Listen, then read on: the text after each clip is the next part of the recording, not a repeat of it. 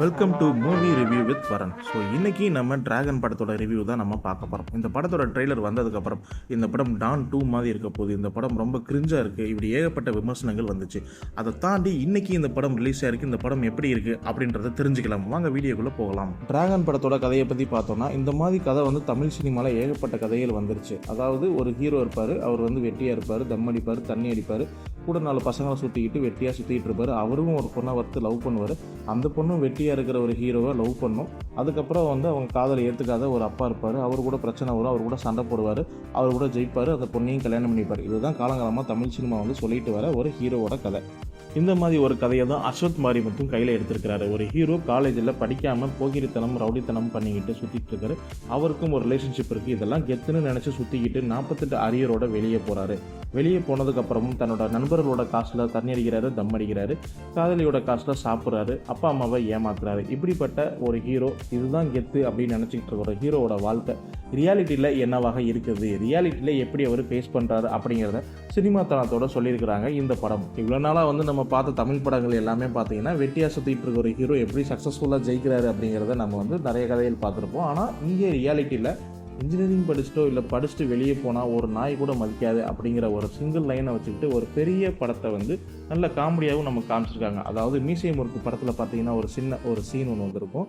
அதாவது காலேஜில் வந்து கெத்தாக சுற்றிட்டு இருந்த ஒரு சீனோட லைஃப் வந்து வெளியே எப்படி இருக்குது அப்படிங்கிறத ஒரு சின்ன சீனில் காமிச்சிருப்பாங்க. அதுவே வந்து ஒரு ஃபுல் ஃப்ளெக்ஸ்டாக ஒரு காமெடியாக ஒரு கமர்ஷியலாக கன்வே பண்ணால் எப்படி இருக்கும் அப்படிங்கிறது தான் இந்த படத்தோட கதை. ஃபர்ஸ்ட் ஹாஃபை பொறுத்தவரை பிரதீப் ரங்கநாதனோட லைஃப் ஸ்டைலை வந்து எக்ஸ்பிளைன் பண்ணுறாங்க. இந்த கதை எதை நோக்கி போக போகுது அப்படின்றத சொல்கிறதுக்கே நமக்கு ஃபர்ஸ்ட் ஹாஃப் வந்து முடிஞ்சிருது. ஃபர்ஸ்ட் ஹாஃப் கொஞ்சம் சுமராக இருந்தாலும் காமெடியும் கொஞ்சம் கம்மியாக தான் ஒர்க் அவுட் ஆகுது. ஆனால் செகண்ட் ஹாஃப் அந்த படத்தோட இன்டர்வல்லேருந்து ஸ்டார்ட் ஆகுது.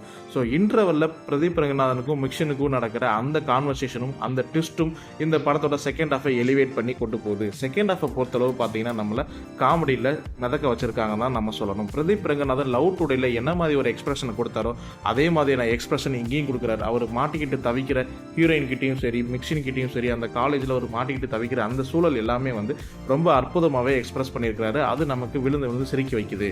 இந்த படத்தில் மிக்சின், KS ரவிக்குமார், கௌதம் வாசுதேவன் மேனன், அனுபமா பரமேஸ்வரன், அப்புறம் கடாக் லோகர் அப்படின்ற ஒரு புது ஹீரோயின், அப்புறம் விஜய் சுத்து, ஹர்ஷத் கான், இப்படி நிறைய பேர் நடிச்சிருக்கிறாங்க. ஜார்ஜ் மரியம் அவரும் முக்கியமான ஒரு ரோல் பண்ணியிருக்கிறாரு.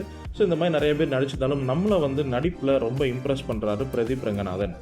மியூசிக் பற்றி பார்த்தோம்னா சாங்ஸ் கொஞ்சம் சுமார் தான், ஆனால் பேக்ரவுண்ட் மியூசிக் நல்லாவே பண்ணியிருக்கிறாங்க. பிரதீப் ரங்கநாதனுக்கு அப்புறம் இந்த படத்தில் வந்து நம்மளை கவனம் இருக்கிறதுன்னு பார்த்தீங்கன்னா ஹர்ஷத் கான் செகண்ட் ஹாஃபில் பங்கமாக வந்து அவர் பண்ணியிருக்கிறார். அவர் வர காட்சிகள் எல்லாமே நல்லா இருக்குது. ஃபர்ஸ்ட் ஹாஃபில் விஜய் சுத்து வராரு. அவர் கொடுக்கப்பட்ட காட்சியில் அவர் சரியாகவே பண்ணியிருக்கிறாரு.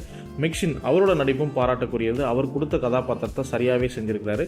அங்கங்கே கௌதம் வாசுதேவன், KS ரவிக்குமாரும் வராங்க. அவங்க வர காட்சிகளும் நல்லா இருக்குது. இதுக்கப்புறம் நம்ம கவனம் இருக்கிறது ஜார்ஜ் மரியமோட நடிப்பு. இவர் வந்து பிரதீப் ரங்கநாதனுக்கு அப்பாவாக நடிச்சிருக்காரு.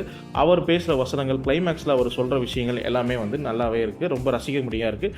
கிளைமேக்ஸில் வர அந்த எமோஷன் காட்சிகளுக்கு வேல்யூ பண்ணுறாரு ஜார்ஜ் மரியம். ஸோ படத்தோட ரிலீஸ்க்கு முன்னாடி ஏகப்பட்ட விமர்சனங்கள் இந்த படத்து மேலே இருந்துச்சு. இந்த படம் டான் 2 மாதிரி இருக்க போகுது, இல்லை வந்து கிரிஞ்சாக இருக்க போகுது, இப்படி ஏகப்பட்ட விமர்சனங்கள் நமக்கு இந்த படத்தை நோக்கி நெகட்டிவாக இருந்துச்சு. ஆனால் அது எல்லாமே உடச்சிருச்சுனாங்க நம்ம சொல்லணும். ஏன் அப்படின்னு கேட்டிங்கன்னா அந்த படத்தில் சொன்ன விஷயம் தான். அதாவது எது கெத்துன்னு நினச்சி சுற்றிட்டு இருக்காங்களோ அது கெத்து கிடையாது, ரியாலிட்டியில் அது வேறு அப்படிங்கிறத அந்த படத்து மூலமாக கன்வே பண்ணியிருக்கிறாங்க. ஆனால் என்னதான் அந்த படத்தில் கன்வே பண்ணி இந்த மெசேஜ் வந்து நல்ல மெசேஜாக இருந்திருந்தாலும் இந்த படத்தில் மைனஸ் இருக்க தான் செய்யுது. ஸோ படத்தில் வந்து படித்தாதான் முன்னேற முடியும், முளைச்சாதான் முன்னேற முடியும், நேர்மையாக உழைக்க வேண்டும். அப்போ தான் வந்து அது ரொம்ப நாளைக்கு நிலைக்கும். ஒரு ஷார்ட்கட்டில் போகிறனால அதில் இருக்கிற பிரச்சனைகள் என்ன அப்படின்ற போன்ற எல்லா விஷயங்களுமே வந்து கமர்ஷியலாகவும் நல்லாவே வந்து ஒர்க் அவுட் பண்ணி இந்த படத்தை டெலிவரி பண்ணியிருக்கிறாங்க. ஆனால் இந்த படத்தில் நான் பெருசாக மைனஸ்னு பார்க்குறது இவங்க ஹீரோயின்ஸை வந்து க்ளோரிஃபை பண்ணுற அந்த விதம் தான். ஏன்னா வந்து ரொம்ப கிளாமரஸாகவே இவங்க க்ளோரிஃபை பண்ணியிருந்தாங்க. ஸோ அதெல்லாம் இந்த படத்தில் வந்து தேவையில்லாத விஷயங்கள்ல நான் பார்க்குறேன். இந்த படத்துக்கு கமர்ஷியலாக வந்து இந்த படத்தில் நிறைய விஷயங்கள் சேர்க்கலாம். ஆனால் அந்த கமர்ஷியலுக்காக இவங்க வந்து ஹீரோயின்ஸை கிளாமரஸாக யூஸ் பண்ண அந்த விதம் வந்து எனக்கு பிடிக்கல. ஸோ வந்து அதே மாதிரி தான் உங்களுக்கும் பிடிக்கலையா அப்படின்றத நீங்கள் கமெண்ட்ஸில் சொல்லுங்கள். பட் பெரும்பாலும் அந்த விஷயங்களும் இப்போலாம் எல்லாருமே ரசிக்க ஆரம்பிச்சிட்டாங்க.